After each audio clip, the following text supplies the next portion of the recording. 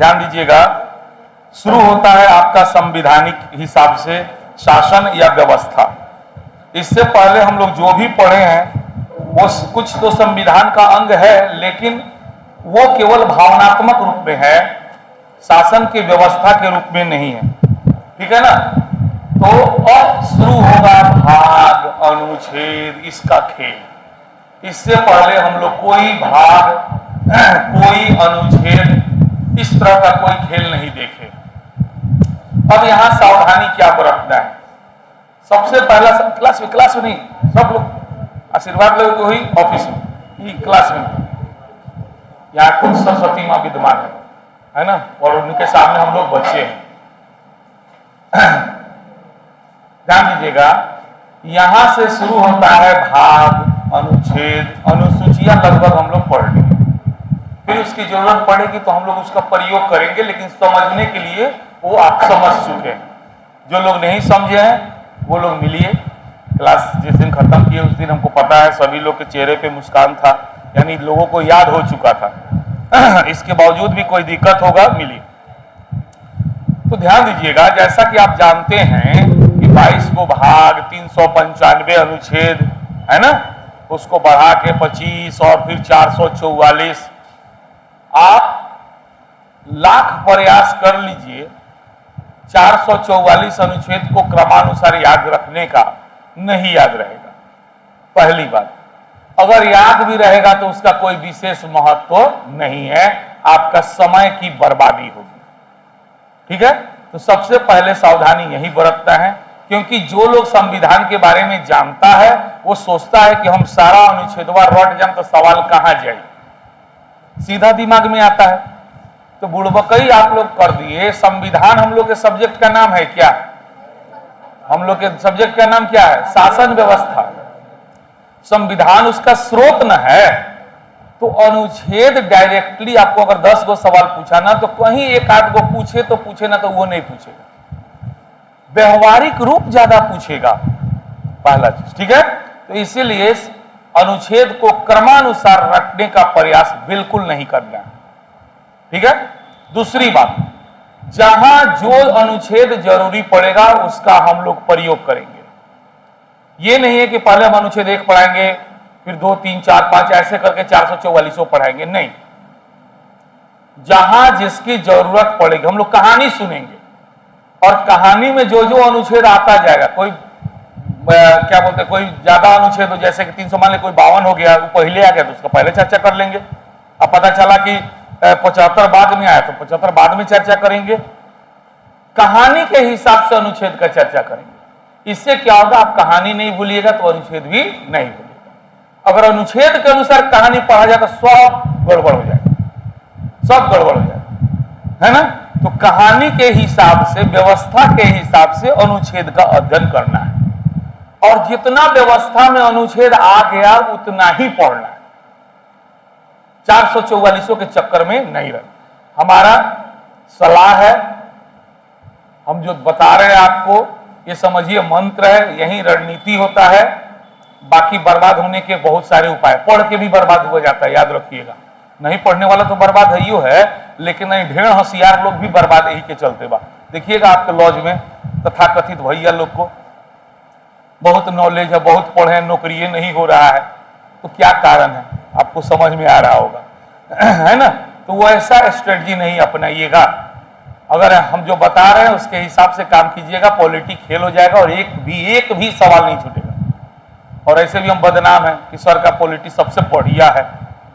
कहने लोग काहे को आता है, हमको तो समझ में आता है कि मेरा इकोनॉमिक्स ज्यादा बेहतर है, लेकिन फिर भी आप लोग का सब विषय अच्छा है, तभी तो बुला के पढ़ा रहे हैं। किन्हीं को इकोनॉमिक्स अच्छा लगता है, किन्हीं को फिजिक्स अच्छा, फिजिक्स के दीवाने मेरे भरे पड़े हैं, जबकि मेरा कोई साइंस स्ट्रीम नहीं है। कारण ये है कि उसको जो हम समझे हैं, जिस तरीका से समझे हैं, और सवाल डायरेक्ट बनता है तो हम उसे बता देते हैं। आपसे भी सवाल बनने लगता है तो आपको समझ में आ जाता है, लगता है कि बढ़िया बात है ना। कितनों कोई बढ़िया पढ़ा दे, सवाल नहीं बने तो कोई फायदा होगा क्या? नहीं फायदा होगा। ठीक है, तो ध्यान रखिएगा। तो अनुच्छेद के हिसाब से व्यवस्था नहीं पढ़ना है, व्यवस्था के हिसाब से बस।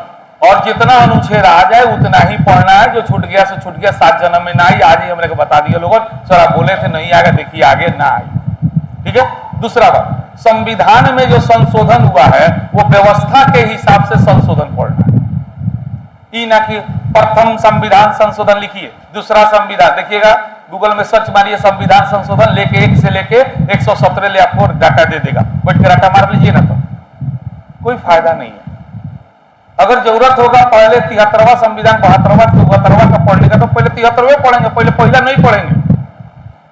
बात समझ आ रहा है? तो इस देखिए, व्यवस्था के अध्ययन के दौरान जितना संशोधन आ गया उतना ही पढ़ेंगे, ई ना कि 73वां तो सर पढ़ा दिला ना, देखना 72वां का और नहीं बतैले, चल चल खोज किताब में खोजा, ना पूछ ले ना पूछी। बात समझ आ रहा है ना? तो संशोधन, अनुच्छेद, भाग, ये सब व्यवस्था के हिसाब से पढ़ना है, जैसे बताएं वैसे पढ़ते चलिए, देखिए एकदम कहीं से कोई सवाल, कहीं कोई भी कॉन्सेप्ट हो, अगर कोई कमी रह जाएगा तो जवाब दीजिए। ठीक है।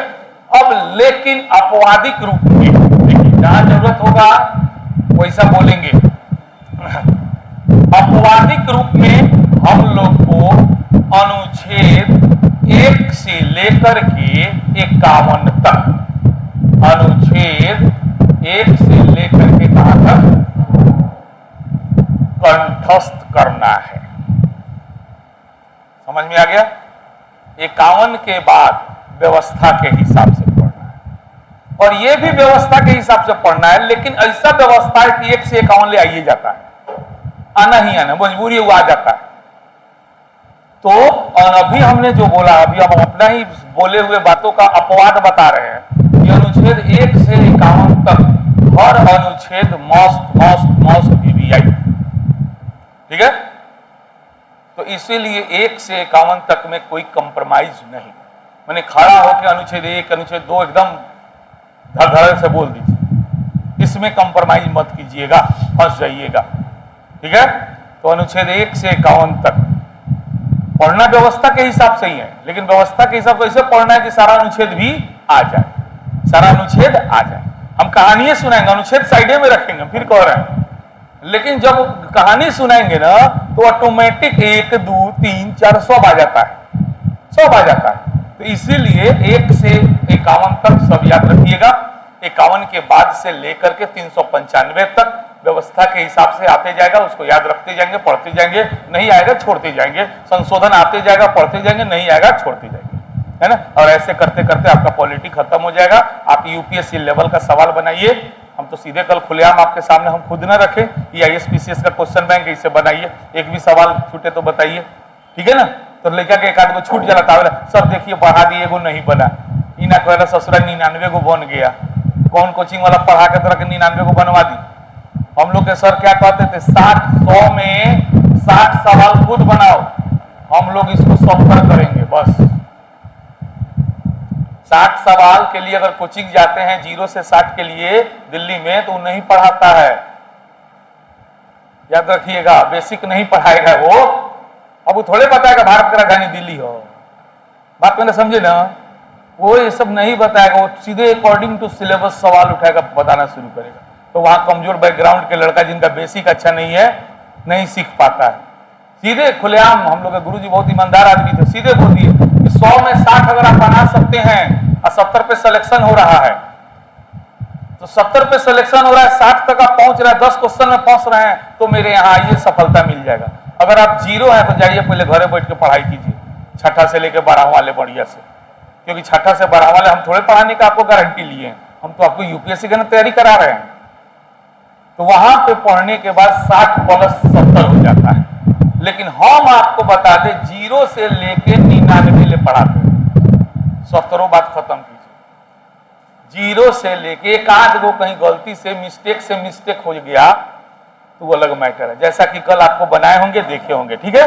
तो बस आप सीखने का प्रयास कीजिए। चलिए, तो सबसे पहला जो हम लोग का टॉपिक है उसका नाम है संघ और उसका राज्य क्षेत्र, है ना, यही टॉपिक है, संघ और उसका राज्य क्षेत्र। अब ध्यान दीजिएगा, इसकी चर्चा भारतीय संविधान में कहां है, ये जानना है। इसकी चर्चा भारतीय संविधान में कहां है, तो संविधान के भाग, जैसा कि आपको सब लोगों को कुछ नए चेहरे दिखाई दे रहे हैं, इसलिए थोड़ा सा हमको एक्स्ट्रा इधर उधर का बात बोल रहे हैं, नए चेहरे, बाकी पुराने लोग और तैयो मत, आराम से सुनिए।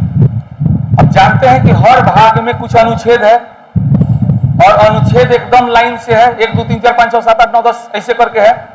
अब भाग बदल जा रहा है, तो इस भाग 1 का संबंध किससे हो गया, संघ और उसके राज्य क्षेत्र से, और इससे संबंधित जो है अनुच्छेद जो है वो है अनुच्छेद 1 से लेके 4। भाग 1 में कौन अनुच्छेद है, कौन कौन, 1 2 3 4। क्योंकि भाग 2 में पूछे कौन अनुच्छेद है तो फंस जाइएगा, 5 से लेके 11 ले, 5 से लेके, तो भाग 2 हो गया। अब सुनिए, यानी कि अनुच्छेद 1 से लेके 4 ले, इसका संबंध राष्ट्रपति से होगा, नहीं होगा, जब भी होगा कि टॉपिक से होगा। पहले टॉपिक तो समझिए ध्यान से, अनुच्छेद 1 से लेके 4 ले, उसका संबंध जब भी होगा तो इसी टॉपिक से ना होगा, कि संसद से होगा, राष्ट्रपति से होगा। तो कभी कभी सवाल उल्टा मारता है, संघ और राज्य क्षेत्र से संबंधित प्रावधान भारतीय संविधान के किन अनुच्छेदों में है, 1 से 4 में है। पूछा हुआ सवाल है, कितना रट्टा मारिएगा, बुझा जाएगा थोड़े, गले कोई लौकाएगा नहीं, दिखाएगा नहीं। ठीक है, बात समझ में आ गया, घुमा दिया सवाल कि संघ और राज्य क्षेत्र से संबंधित प्रावधान भारतीय संविधान के किस अनुच्छेदों में है, अनुच्छेद 1 से 4 में। इसमें संसद का बात नहीं है, इसमें राष्ट्रपति का बात, सर्वोच्च न्यायालय उच्च न्यायालय का बात नहीं है, इसमें किसका बात है, संघ और उसके राज्य। देखिए पढ़ाने में हमको क्यों टाइम लगता है, अब आपको समझ में आ रहा होगा, इसीलिए टाइम लगता है। और इतना टाइम नहीं दीजिएगा तो पढ़ाई भी नहीं होगा सही से, शॉर्टकट भागते चले जाएंगे, आप खोजते रह जाइएगा, कल के सवाल गलती कीजिए, कहिए पढ़ लेनी तब वो गलती होता। एकदम जीरो से हर स्ट्रीम तनको कुख मिले में घुस जाइए, ये कहेंगे भैया, एक समझते चल जाओ, फिर दिक्कत नहीं। ठीक है, तो भारतीय संविधान का भाग 1 का संबंध किससे है, ये भी पूछ देगा, डायरेक्ट पूछेगा, भाग 1 का संबंध किससे है, संघ और उसके राज्य क्षेत्र। और भाग 1 में कितने अनुच्छेद, इन अनुच्छेदों का संबंध किससे है, संघ और उसके, संघ और राज्य क्षेत्र से संबंधित अनुच्छेद कितने हैं, संघ और राज्य क्षेत्र से संबंधित भाग कौन है, 5 गो सवाल हेडिंग से, अब 5 पूछल बा, 5 पूछल बा, है कि नहीं, इस तरीके। अब ध्यान दीजिए इसको पढ़ने का तरीका, तो सबसे पहले इस टॉपिक का हम लोग व्यवहारिक अध्ययन करेंगे और उसके बाद इसका संवैधानिक अध्ययन। कोई भी टॉपिक को पहले व्यवहारिक अध्ययन करेंगे, उसके बाद उसका संवैधानिक। ठीक है, तो टॉपिक का मतलब हम लोग समझ गए। अब आते हैं इस टॉपिक से रिलेटेड बात पर, इसमें पढ़ना क्या कहां है, समझ गए, भाग 1 के अनुच्छेद 1 से 4। अब इसका मतलब देखिए, संघ का मतलब हुआ भारत, पूरा देश, संघ का मतलब क्या हुआ, और उसका राज्य क्षेत्र, यानी इसमें जो वो राज्य है 28 गो 8 गो, जो भी आपको, अभी छोड़िए डाटा पे मत जाइए, यानी कि हम लोग अपने देश और उसके राज्य के बारे में व्यवहारिक और संवैधानिक प्रावधानों का अध्ययन करने जा रहे हैं। टॉपिक समझ में आया, क्या पढ़ने जा रहे हैं हम लोग, क्या पढ़ने जा रहे हैं हम लोग के देश जो संघ कहलाता है, यह संघ कितने राज्यों से मिलके बना, शुरू में कौगो राज्य था, आज कौगो है, ये राज्य कैसे बनता है, बिगड़ता है, टूटता है, नाम बदलता है, इन सारी बातों का अध्ययन इस टॉपिक में करेंगे। जब देश आजाद हुआ उस समय क्या व्यवस्था था, आजादी से पहले क्या व्यवस्था था, संविधान लागू होने के बाद क्या व्यवस्था बना, लागू होने के बाद और फिर कभी परिवर्तन हुआ कि नहीं हुआ, शुरू में कौगो राज्य था, आजादी से पहले कौगो था, आजादी के बाद कौगो, संविधान लागू होने के समय कौगो, आज कौगो, कौन कौन नया राज्य, कब कब के नए, इन सारी बातों का अध्ययन इसमें करेंगे। कोई अगर तो बता रहे टॉपिक में पढ़ना क्या, पहले ये तो समझ में आना चाहिए। समझ में आ गया, यानी आपके दिमाग, कुछ लोग पढ़े उनके दिमाग में आ रहा है, अच्छा सर झारखंड बनौली तो में पता चलिए, बिल्कुल पता चल जाए। सर जम्मू कश्मीर टूटल है, बिल्कुल पता चली, यही में तेलंगाना बनल, यही में पता चली, है कि नहीं है। बात समझिए टॉपिक में क्या पढ़ना है। तो पहले इसका हम लोग व्यवहारिक अध्ययन करते हैं, फिर इसका संवैधानिक अध्ययन करते हैं। चलिए ध्यान दीजिएगा, टॉपिक हम लोग का यही है। जो लोग शुरू से क्लास कर रहे हैं वो मेरे सवाल का जवाब देते चलिएगा। पूछेंगे इसका मतलब पढ़ा दिए, नहीं पूछेंगे मतलब नहीं पढ़ाए, वो नहीं पूछेंगे, जो पूछे हैं पढ़ा दिए। जो लोग नए घबराइएगा नहीं, आप लोग भी धीरे धीरे, आखिर बेचारे 20-25 क्लास ये लोग किया है तो थोड़े ही है कि समय बर्बाद किया है, कुछ तो ज्ञान लिया होगा। जब देश आजाद हुआ उसके जस्ट पहले भारत में कितने प्रकार के राज्य थे? वेरी गुड, कितने प्रकार के राज्य थे? माने अंग्रेजी शासन काल में, नया लोग अंग्रेजी शासन काल में जब अंग्रेज भारत में रहे नु तो 2 प्रकार के राज्य रहे। होंगे ना बुझाई, हेंग बुझाई। आज को प्रकार के राज्य बा? 2 प्रकार के राज्य, केंद्र शासित प्रदेश। आज को प्रकार के राज्य बा? राज्य, केंद्र शासित 2 प्रकार के बानू।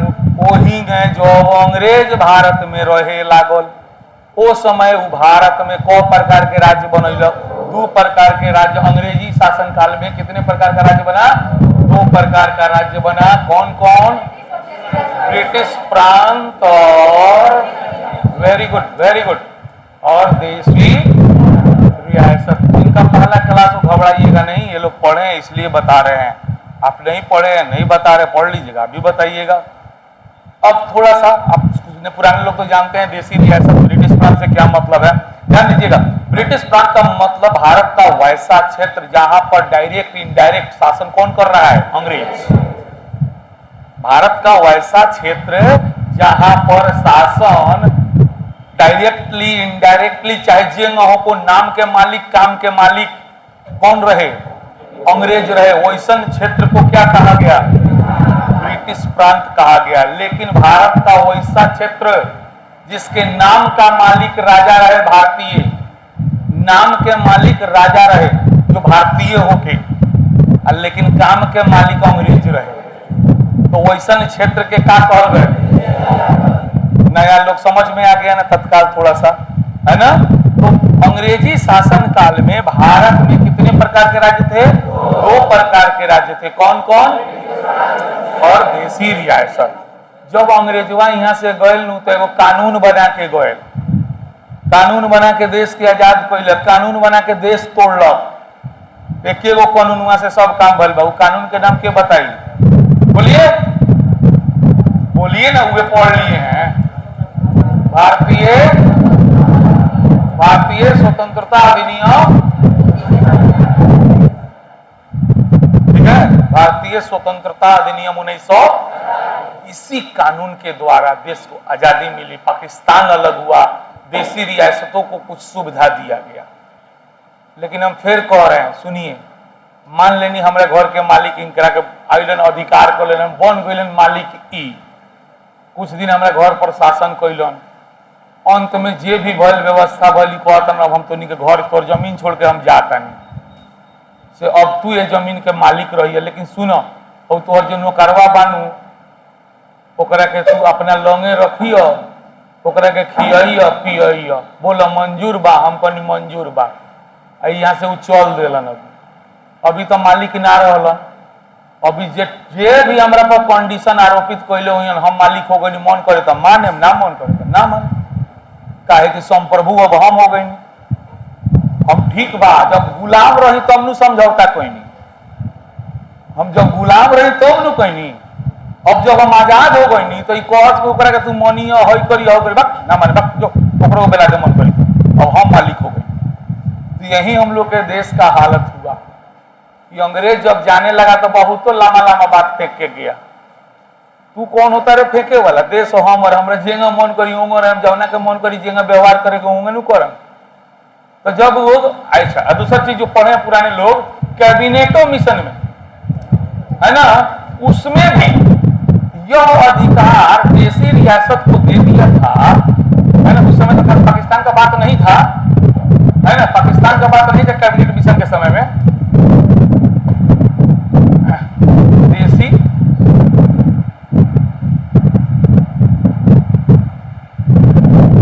देशी रियासत का, अब ध्यान दीजिएगा, तो इस स्वतंत्रता अधिनियम में कहा गया कि जो देशी रियासत भारत में हैं वे मन करे तो भारत में रह जाएगा उसका मन। अगर उसका मन करे तो पाकिस्तान में मिल जाएगा, और ना तो वो से ज्यादा मन कोई कि आजादे हम रही तो वो आजाद रहो। इतना खराब बात कह के गया, व्यवस्था बना के गया अंग्रेज कि मन करे तो भारत में मिल जाइए, मन करे तो पाकिस्तान में मिल जाइए, ना तो मन करे तो क्या करना है, आप आजाद रहना चाहते हैं आजाद रहो। अब बताइए आप खुद कि जो भूभाग भारत में पड़ रहा था वो भूभाग देशी रियासत यदि कहे कि हम आजाद रहेंगे या पाकिस्तानी में मिल जाएंगे तो हम लोग का पूरा संप्रभुता का धजिया उड़ जाता, सुरक्षा का धजिया। अब यहाँ कोनो बात कहे का हम पाकिस्तान में मिला तो सब मैटर। अरे मान लिया आपकी जमीन है 100, बीच में कोनो का जमीन पड़ जाला तो पूरा डिस्टर्ब हो जाएगी, लेकिन हो जाएगी। अब समझ में मेरा बात आ गया ना कि हम मान लिया यहाँ कोई देशी रियासत है और वो कह रहा है कि हम आजादे रहेंगे या हम पाकिस्तान में मिल जाएंगे, तो प्रॉब्लम होगा कि नहीं हो जाएगा। तो उस समय 552 देशी रियासत जो था भारतीय भूभाग में पड़ रहा था। कितना? 552 को भारतीय भूभाग में पड़ रहा था। अंग्रेज चला गया, कह के गया देशी रियासत को मन करे तो भारत में मिलेगा, मन करे तो पाकिस्तान में मिलेगा, मन करे तो स्वतंत्र रहेगा। लेकिन अब हम लोग की संप्रभुता का सवाल था, सुरक्षा का सवाल था, व्यवस्था बनाने का सवाल था, निर्णय हम लोग को करना था। जवाहरलाल नेहरू ने पटेल को बुलाया, बोला भाई तो सारा काम खराब हो गल बा, केंगा होई? तो दोनों आदमी राय विचार किया कि केंगा का होई, जौन हमनी के 552 हमनी के सीमा में बा ओकरा के भारत में शामिल कर लिया, केंगा का होई?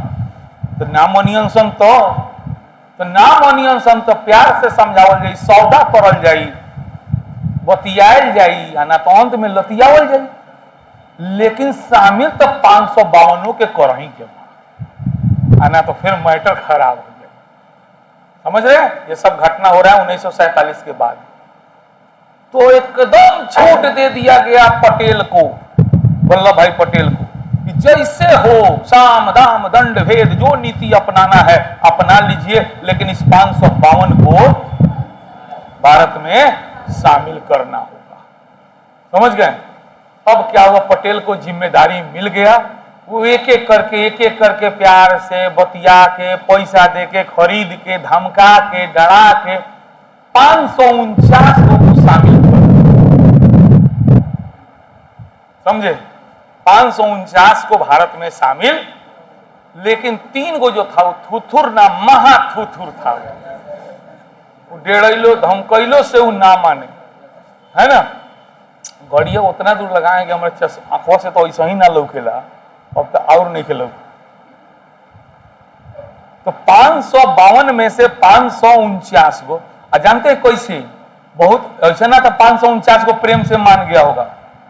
कितना गोड़ों कर तो राजस्थान से बुलाया जाता था, आइए दिल्ली आपका स्वागत करना है, आप अकेले रहना चाहते हैं ना, है ना, आप आजाद रहना चाहते हैं, एक मुल्क बनना चाहते हैं, तो आइए भारतीय मुल्क से दोस्ती कीजिए। तो प्रेम से पुला के दिल्ली बुलाया जाता था, रूम में ले जाकर बंद कर दिया जाता था।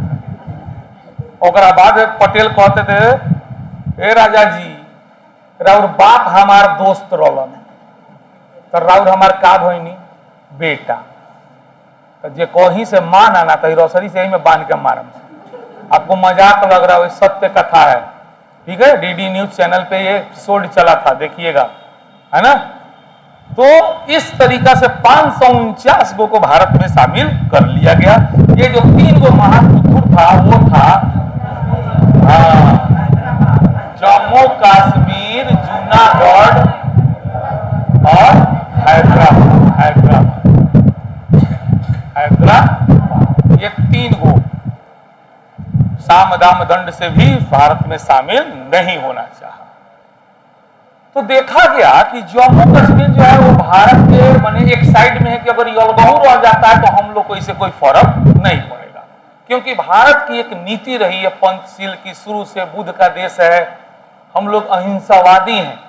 हम लोगों ने कोशिश किया है जहां तक हो सके हिंसा का प्रयोग नहीं करेंगे और दूसरे की संप्रभुता का सम्मान करेंगे। तो हम लोगों का ऐसा नहीं था, हम लोग चाहते तो जम्मू कश्मीर को एक बार में फिर उसको भी भिड़ा देते, उसको शामिल कर लेते। लेकिन जब वहां का राजा हरि सिंह बोला कि ना हम पाकिस्तान में मिलेंगे ना भारत में मिलेंगे, तो भारत सोचा कि जब ये कह रहा है कि ना पाकिस्तान में ना भारत में मिलेंगे, इससे हमको कोई नुकसान भी नहीं है, क्योंकि ये बॉर्डर लाइन पे है, अलग है, बीच में नहीं ना है, बॉर्डर पे है। तो ठीक है, तुम्हारा बुद्धि जो है सुधरेगा, बोलना भारत में मिलेंगे, मिला लिया जाएगा। आज के डेट में कह रहे हो नहीं मिलेंगे तो कोई बात नहीं है, रहो तुम आराम से रहो। लेकिन जूनागढ़ तो बीच में पड़ रहा था, हैदराबाद तो बीच में पड़ रहा था। तो ज्यादा अहिंसावादियों ना बने के कैसे नुकसान होला, हमरो अनुभव ये है। आप वहां अहिंसावादी बनिए जहां आपका नुकसान नहीं हो रहा है, आप वहां अहिंसावादी बनिए जहां आपका नुकसान न हो, दूसरे का फायदा हो जाए, लेकिन आपका नुकसान न हो और दूसरे को फायदा हो जाए, बिल्कुल बन जाइए। लेकिन जहां आपका नुकसान हो, दूसरे को फायदा या ना हो, फायदा हो या ना हो, वहां पर अहिंसावादी बने रहिएगा तो फिर ये आपके भविष्य के लिए सही नहीं होगा। भारत इसी सिद्धांत में विश्वास रखता है। जिनका यूपीएससी वाले हैं उनको पॉलिटी पढ़ाएंगे, जब आईआर पढ़ाएंगे तो यही सब चीज पढ़ाएंगे। विदेश नीति के निर्धारक तत्व तो क्या होते हैं, ये सब ध्यान में रखा जाता है जब किसी देश के साथ रिलेशन बनाया जाता है कि मित्र है दुश्मन है, मित्र है हमको कोई नुकसान नहीं, उसको फायदा है जो ले ले, दुश्मन है हमको कोई नुकसान नहीं, उसको फायदा है, कल लोग फायदा से हमको बर्बाद कर सकता है तो बाधा डालेंगे। बात समझ आ रहा है ना। तो ये सब, तो भारत सोचा कि जम्मू कश्मीर तो बॉर्डर पे है अपना, ठीक है चलो भाई कोरा आजाद रहेंगे रहो, लेकिन ये जूनागढ़ और हैदराबाद जो है ये दो अस्थिर, ये दो जो है इसको भारत में शामिल करना होगा। तो देखा गया यहाँ पे थोड़ा सा चाल चला गया, कोई इसमें गलत भी नहीं है कि जूनागढ़ में हिंदू बहुमत में है, वहां जनमत संग्रह करा दिया गया, लोग से पूछ लिया गया, क्योंकि राजा का झुकाव थोड़ा बहुत था कि हम पाकिस्तान में मिल जाएंगे, है ना। तो वहां पे देखा, पटेल साहब ने देखा, बोला कि ना ना यहाँ पे हिंदू बहुसंख्यक में है, अगर इन लोगों से पूछा जाएगा तो ये लोग कहेंगे भारत में मिलेंगे, तो वहां जनमत संग्रह करा दिया गया, लोगों से मतलब पूछ लिया गया, लोगों ने कहा बिल्कुल हजूर हम लोग भारत में मिलना चाहते हैं, भारत में मिला दिया गया। तो जूनागढ़ को भारत में मिलाया गया किस प्रक्रिया से, जनमत संग्रह। जूनागढ़ को भारत में मिलाया कैसे। अब हैदराबाद में देखा गया कि वहां हिंदू मुस्लिम दोनों संख्या में ज्यादा है और वहां का राजा एकदम मैंने समझिए कि गड़बड़ है और वहां जनमत संग्रह भी संभव नहीं है। तो वहां पे एक ऑपरेशन चलाया गया जिसका नाम है ऑपरेशन पोलो। ऑपरेशन पोलो, उसके अंतर्गत एक सेना भेजा गया, सैन्य टुकड़ी भेजा गया और वो क्षेत्र हैदराबाद पर अधिकार कर लिया गया।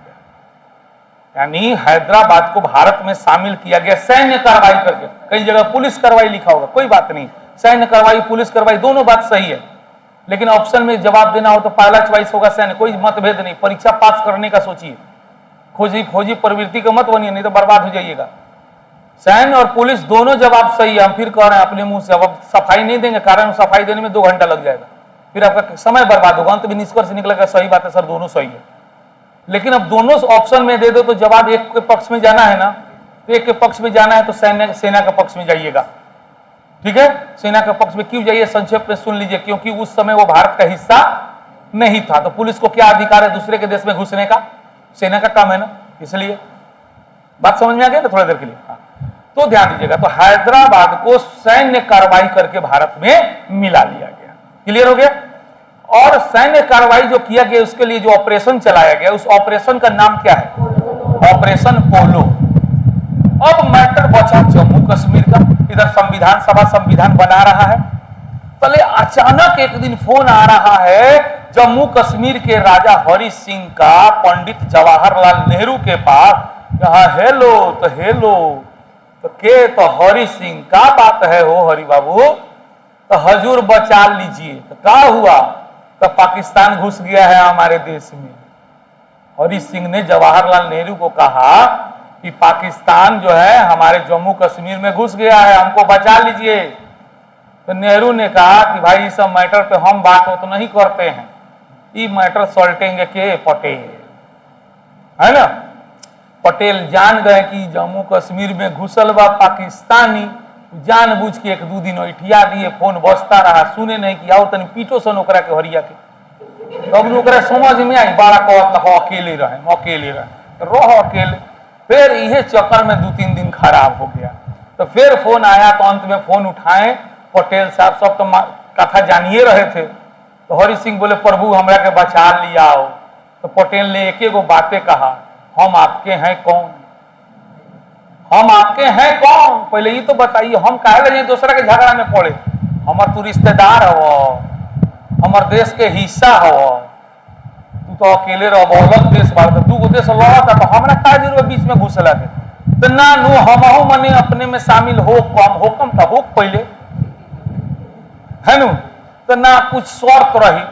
तो नेहरू पटेल मिलकर सोचला भाई शर्ते के साथ लेकिन कोहर तबाह हो जा, मान ले शर्त, उहे शर्त के परिणाम रहे 369, ये सॉरी 370, समझे ना, वही शर्त का परिणाम था 370 और जम्मू कश्मीर का अलग संविधान।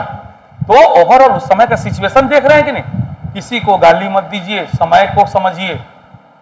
नेहरू गलत है, पटेल गलत है, उनका जगह कोई और रही तो होबो ना करी, तो यो बात जान लीजिए।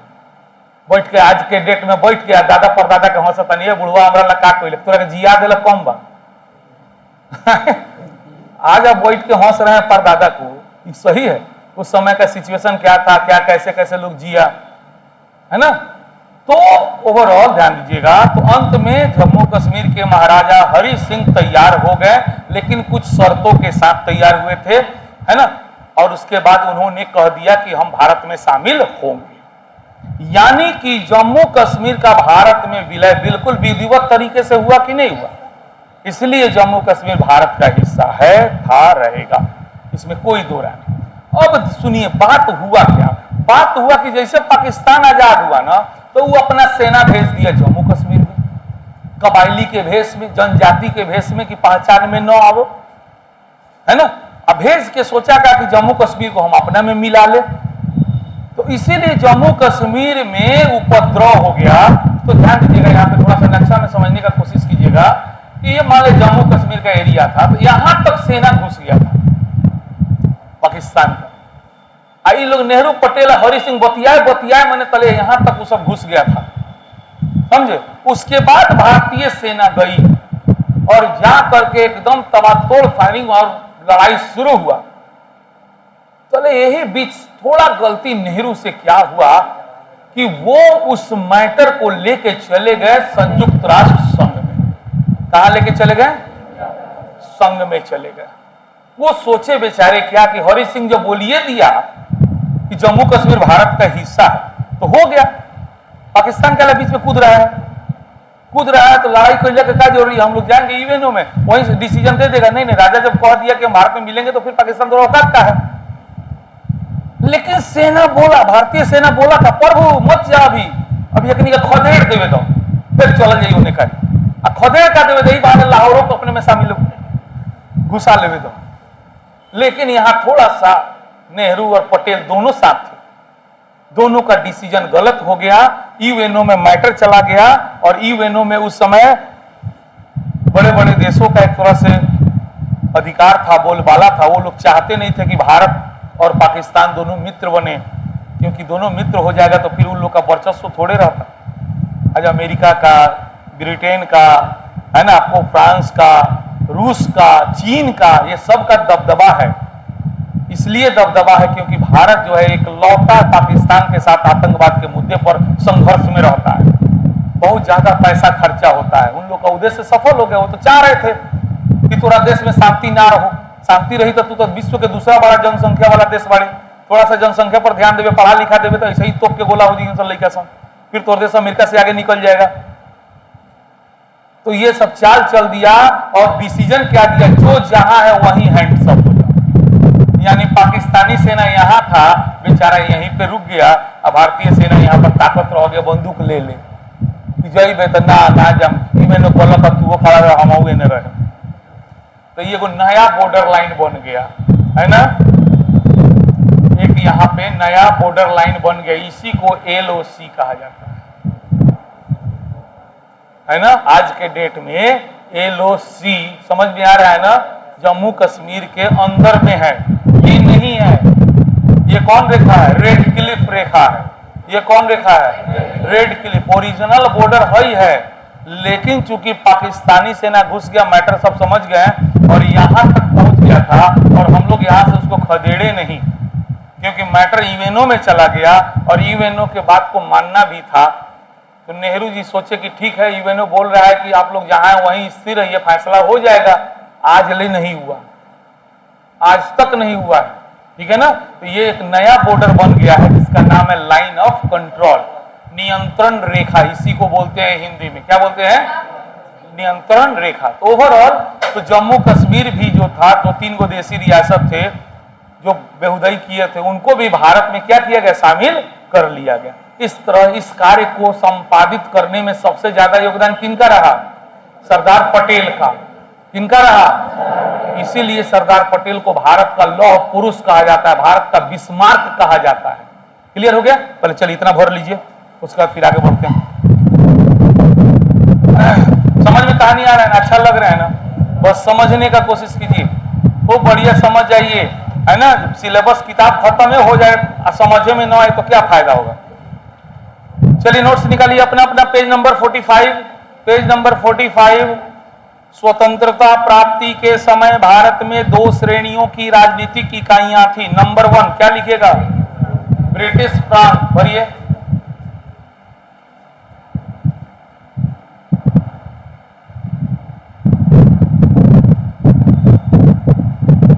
ब्रिटिश प्रांत।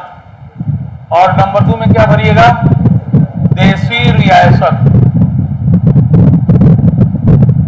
इसको शाही राज्य भी बोला जाता है। कुछ किताब में आपको देशी रियासत के जगह क्या लिखा मिलेगा?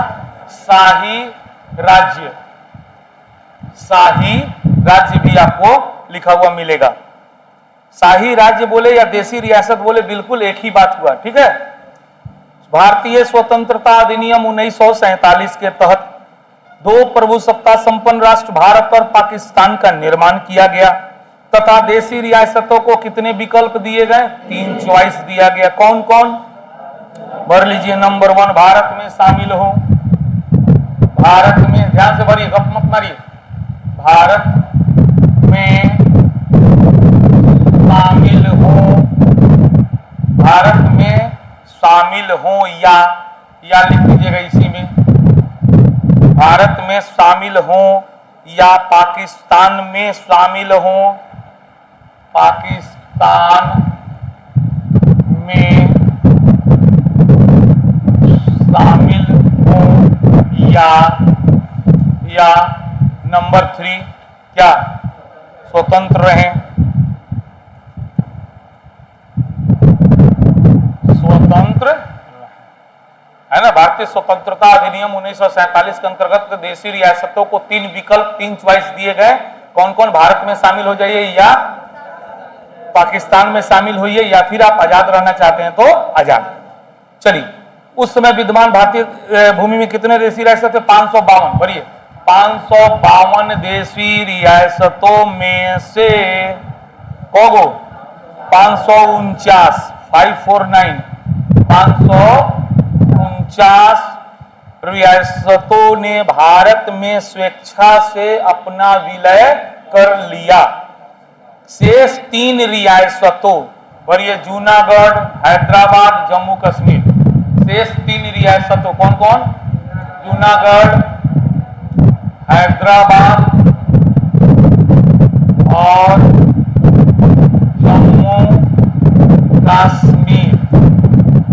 जूनागढ़, हैदराबाद और जम्मू कश्मीर को भारत में मिलाने में कठिनाई हुई।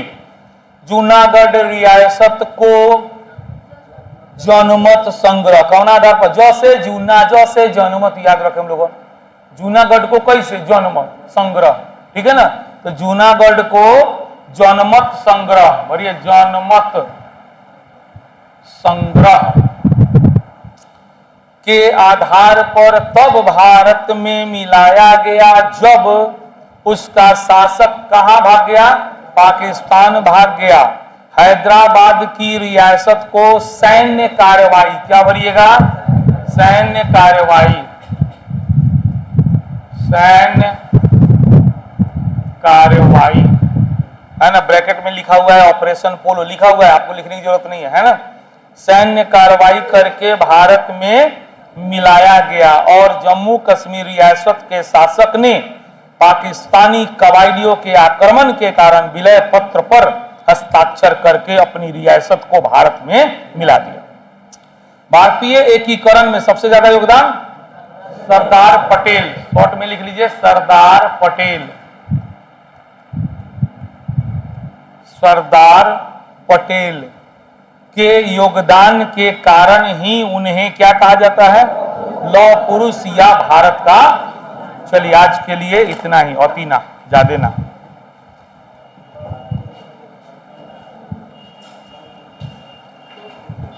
समझ में आया ना खूब बढ़िया से, जितने पढ़े